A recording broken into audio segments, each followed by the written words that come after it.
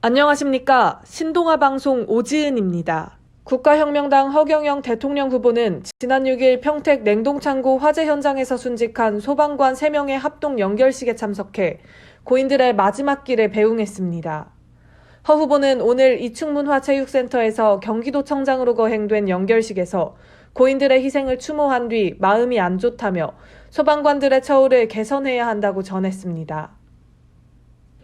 이어 국민의 생명을 지키는 소방공무원들의 안전은 국가가 책임져야 한다며 화재가 반복되는 물류센터에 대한 근원적 안전대책을 마련하고 화재 진압 시 소방관들의 인명피해가 발생하지 않도록 철저히 조치할 것을 강조했습니다. 소방관이 어떻게 처우 개선이 되는지 정착이 있으면 소방공무원들이 지방공무원을 하는 것보다 국가공무원으로 승격을 시켜가지고 소방공무원의 이원화도 단일화해서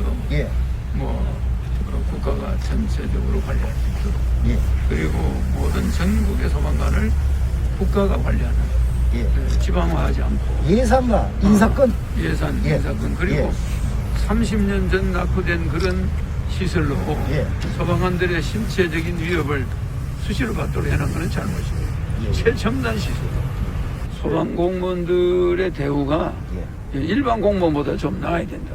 맞습니다. 지금 이제 직급 체계도 상당히 문제가 많습니다. 문제가 많습니다. 왜냐하면 목숨을 다루는 직업인데 대우를 너무 시원찮게 해가지고 이게 좀 문제가 많아요. 앞으로 많은 관심 좀 가져주십시오. 그럼요. 그래서 제가 이렇게 여기까지 또 왔죠. 감사합니다. 죄송합니다. 감사합니다. 죄송합니다. 경기 평택시 냉동창고 신축공사 화재 현장에서 진화 작업에 나선 소방관 3명이 숨지는 사고가 발생했습니다.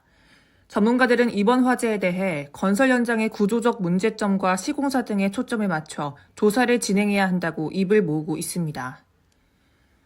이번 화재가 발생한 펨스 평택캠프 물류센터 신축공사장은 평소에도 안전관리가 제대로 이뤄지지 않았다는 지적이 나오고 있습니다.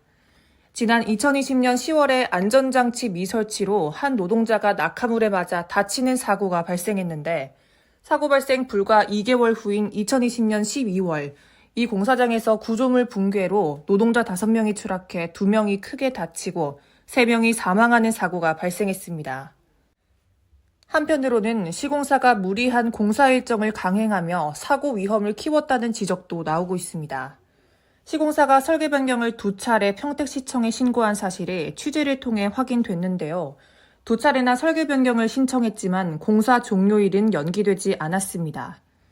그동안 물류창고 건설 현장의 설계 변경에도 불구하고 완공 예정일을 연장하지 않는 것은 사고 위험을 초래하는 주요 원인으로 지목되어 왔습니다. 한국산업안전보건공단은 건설업체에서 계약기간 미준수에 따른 지체 보상금을 내지 않기 위해 화재 발생 위험이 있는 2가지 작업을 병행하는 등 위험을 감수하는 실정이라고 전했습니다. 이외에도 성능 위주 설계를 피하기 위한 건설 면적 설정, 화재 감시자 미배치 등 이번 화재를 중심으로 한 다양한 의혹 제기가 끊이지 않고 있습니다. 이번 화재 사건을 수사 중인 경기 남부경찰청 수사본부는 지난 7일 해당 시공사와 감리업체 등 12곳을 대상으로 압수수색을 진행하고 이 회사들의 임직원 14명에 대해 출국금지 조치를 내렸습니다. 고 이형석 소방경, 박수동 소방장, 조우찬 소방교는 화재를 진압하던 중 건물 내부에 고립돼 순직했습니다.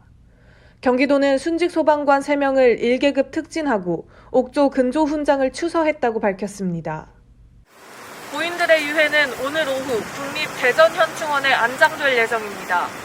지금까지 신동아 방송 오지은이었습니다.